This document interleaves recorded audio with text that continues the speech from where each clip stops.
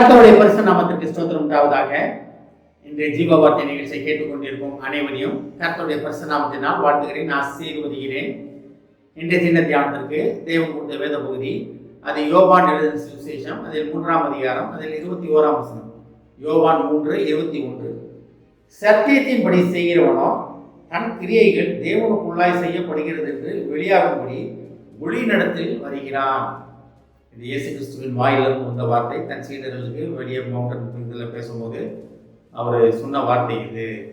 ஒளி நடத்திற்கு வரும்படியாக கர்த்தர் நம்மளை அழைக்கிறார். தேவனே இயேசுவே ஒளியாக இருக்கிறார். ஒளியாக கிறிஸ்துவனை வருவதற்காக கர்த்தர் நம்மளை அழைத்து கொண்டிருக்கிறார். அந்த ஒளியிடத்தில் வருவதுதான் நம்மளோட அல்டிமேட் இறுதி பயணத்தின் முடிவு தான். நம்ம வாழ்க்கையின் எல்லை, வாழ்க்கையின் அச்சீவ்மெண்ட், வாழ்க்கையின் குறிக்கோள் அதுதான்.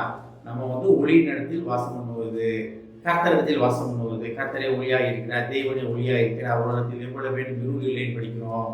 ஆனால் ஒளியிடத்தில் வருகிறான் அப்படின்னு சொன்ன தேவன் அது முன்னால் ஒரு சில காரியங்கள் சொல்றாரு பாருங்களீங்க. சத்தியத்தின்படி செய்கிறவன் எவனோ. சத்தியம்னா என்ன? இதுதான் சத்தியம். வேதம் தான் சத்தியம், இயேசுவின் போதனைகள் தான் சத்தியம், தேவனின் போதனைகள் தான் சத்தியம். அப்ப இதன்படி செய்கிறவன் எவனோ. நம்ம இதன்படி நடக்கிறோமா? சத்தியத்தின்படி நடக்கிறோமா? தேவ போதனையின்படி நடக்கிறோமா? நான் ஆலயத்தில் எல்லா வேலையும் பார்ப்பேன், எல்லாமே செய்கிறேன், ஆலயத்தில் பொறுப்புல இருக்கேன், நல்லா இருக்கேன், நான் ஊழியம் நடத்துகிறேன், எல்லாமே செய்கிறேன் அப்படின்னு சொல்லியிருந்தாம உண்மையிலே சத்தியத்தின்படி செய்கிறோமா? இல்லை கேட்டுக்கிட்டு போனான்னு எவ்வளோ செத்தாலும் பரவாயில்ல, என்ன கிடைக்கிறதுலாம் எனக்கு வந்துடணும், செத்ததுக்கப்புறம் என்ன நடந்தால் எனக்கு என்னங்க அப்படின்னு கிறிஸ்தவர்களே சொல்கிறவங்க நிறைய பேரை பார்த்துருக்கேன். உயிரோட இருக்கும்போது நம்ம அனுபவிச்சுட்டு போயிடுவோம், செத்ததுக்கப்புறம் என்ன நடந்தால் எனக்கு என்ன அப்படின்றவங்க. அதுக்கப்புறம் ஒரு மோசமான வாழ்வு இருக்கிறது நம்ம புரிய மாட்டேங்குது. அந்த வாழ்வையை நோக்கி போகிறது தான் ஒளி இனத்தில் வர வேண்டும் நம்ம. அப்போ சத்தியத்தின் வழி செய்ய வேண்டும். சத்தியம்னு என்ன? எல்லாத்தையும் அன்பாயிருங்கள், ஒருவருடன் அன்பாயிருங்கள். அப்போ அன்பாக இருந்தோம்னா உன்னை போல் பிறனை நேசி, அதுதான் உண்மையான சத்தியம். அதில் இருந்தோம்னு வச்சுக்கிங்களேன், யாரும் ஏமாற்ற மாட்டோம், அடுத்தவங்களை நம்ம ஏமாற்றி தூங்க மாட்டோம், அடுத்தவங்களுக்கு வர வேண்டிய உயர்வை நம்ம தடுக்க மாட்டோம், அடுத்தவங்க நற்பெயரை கெடுக்க மாட்டோம். இந்த மாதிரி நிறைய காரியங்கள் நான் சொல்லிகிட்டே போகலாம், எவ்வளவோ சொல்லலாம். எல்லாத்தையும் அனுபவிச்சுருப்பீங்க, நானே அனுபவிச்சிருக்கேன், நிறைய இதில் அனுபவிச்சிருக்கேன்.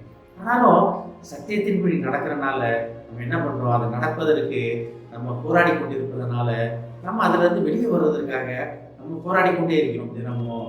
ஆனால் கர்த்தர் ஒரு நிமிஷம் மட்டும் வச்சுக்கிங்களேன், இந்த போராட்டத்துக்கெல்லாம் முடிவு பண்ணிடுவார். நம்ம தேவன்கிட்ட நம்ம போக போக போக போக போக ஒளி நடத்துக்கு போக போக போக நம்மகிட்ட இருக்க இருள் விலகி கொண்டே இருக்கும். அப்போ நான் ஒளி இடத்துல இருக்கிறேன்னு சொன்னோம்னா தேவன் ஒருவரே அறிவார் நம்ம எந்த இடத்துல இருக்கோம் அப்படின்னு. ஆனால் ஒன்று நிச்சயம், கர்த்தரை நோக்கி போவதில் நம்ம உறுதியாக இருக்கிறோம். அதை புரிந்து கொள்ள வேண்டும். இதை கேட்டுக்கொண்டு தேவ பிள்ளைகளே, உலகத்தில் யாரும் நீதிமான் கிடையாது, யாரும் பரிசுமான் கிடையாது. ஆனால் பரிசுத்தை நோக்கி ஓடிக்கொண்டிருக்கிறோம், நீதியை நோக்கி ஓடிக்கொண்டிருக்கிறோம். அதில் உண்மையாக இருக்க வேண்டும், அந்த இதில் கரெக்டாக இருக்க வேண்டும். அப்போ சத்தியத்தின்படி செய்கிறோம் எவனோ. அப்போ வேதத்தின்படி நம்ம நடப்பதற்கு நம்ம ஆயத்தமாகி நம்மளை ஒப்பு கொடுக்கும் பொழுது நம்ம எங்கே நிற்போமா? ஒளி நடத்தில் உருவோமா? அது ஒளி இடத்தில் எப்படி உருவோமா? சத்தியத்தின்படி செய்கிறவன் எவனோ தன் கிரியைகள் தேவனுக்குள்ளாக செய்யப்படுகிறது என்று வெளியாகும்படிக்கு ஒளி நடத்திற்கு வருகிறான். அப்போ நம்ம எதை செய்தாலும் நம்ம கர்த்தருக்கே செய்கிறோம், எதை செய்தாலும் தேவ நாமத்துக்கு மகிமைக்காக செய்கிறோம். அதில் நம்ம ரெடியாக இருக்கணும், அதில் நம்ம உறுதியாக இருக்க வேண்டும். அப்போ கர்த்தராய ஒளி நடத்திற்கு, இயேசுவா ஒளி நடத்திற்கு நம்ம சேருவோம். ஆமென். ஜெபிப்போம். எங்களை அதிகமாக நேசிக்கும் பரவலாக சத்தியத்தின்படி நாங்கள் செய்யும் பொழுது அவனே நாங்கள் ஒளியாகிய உங்களிடத்தில் சேருவோம் என்பதை உணர்ந்து கொள்வோம். சத்தியத்தின்படி நடக்க நீர் எங்களை தயார்படுத்தி கொண்டிருப்பதற்காக நன்றி ஆண்டவரே. உலக சத்தியம் அல்லப்பா, நீர் எங்களுக்கு அருகிய சத்தியத்தின்படி நடக்க எங்களை தயார்படுத்துவதற்காக நன்றி ஆண்டவரே. இதை கேட்டுக்கொண்டு ஒவ்வொருவரையும் ஆசீர்வதிக்கிறோம் அப்பா, ஒவ்வொரு குடும்பத்தையும் ஆசீர்வதிக்கிறோம் ஆண்டவரே. குடும்பத்தில் உள்ள ஒவ்வொருவரும் சத்தியமாகிய உண்மை பற்றி கொண்டு ஒளியாகிய உம்மிடத்தில் சேர நீர் அழைத்து கொண்டிருப்பதற்காக நன்றி ஆண்டவரே.